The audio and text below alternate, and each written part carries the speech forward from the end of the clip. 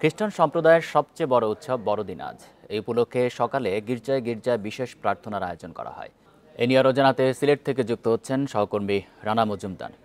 রানা, সিলেটে এই মুহূর্তে বড়দিনের কি আয়োজন চলছে আর নিরাপত্তা ব্যবস্থাও জানাবেন।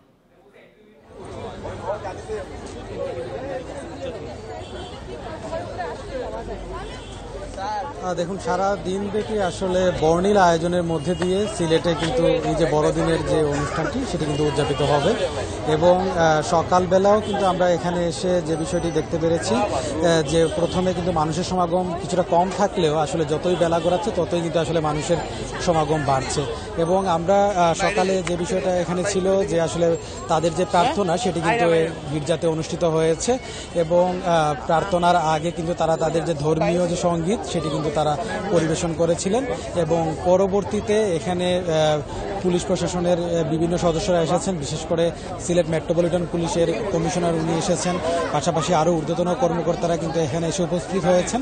তো তাদের সবাইকে নিয়ে কিন্তু আসলে এই যে খ্রিস্টান ধর্মাবলম্বী যারা রয়েছেন তারা কিন্তু বড়দিনের যে কেক সেটি কিন্তু এখানে কেটেছেন।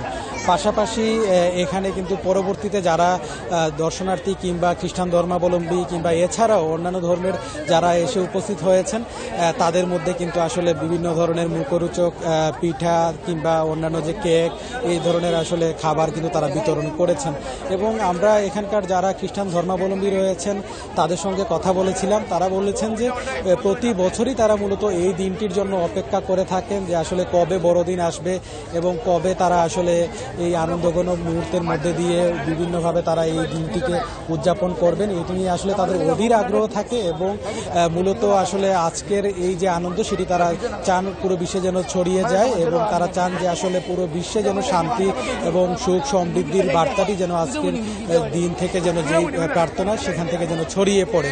পাশাপাশি আমরা কথা বলেছিলাম আইন শৃঙ্খলা বাহিনীর যারা সদস্য রয়েছেন তাদের সঙ্গে। তারা বলছেন যে খ্রিস্টান ধর্মাবলম্বীদের যে এই যে আয়োজনটি সেটি আসলে সার্বিকভাবে।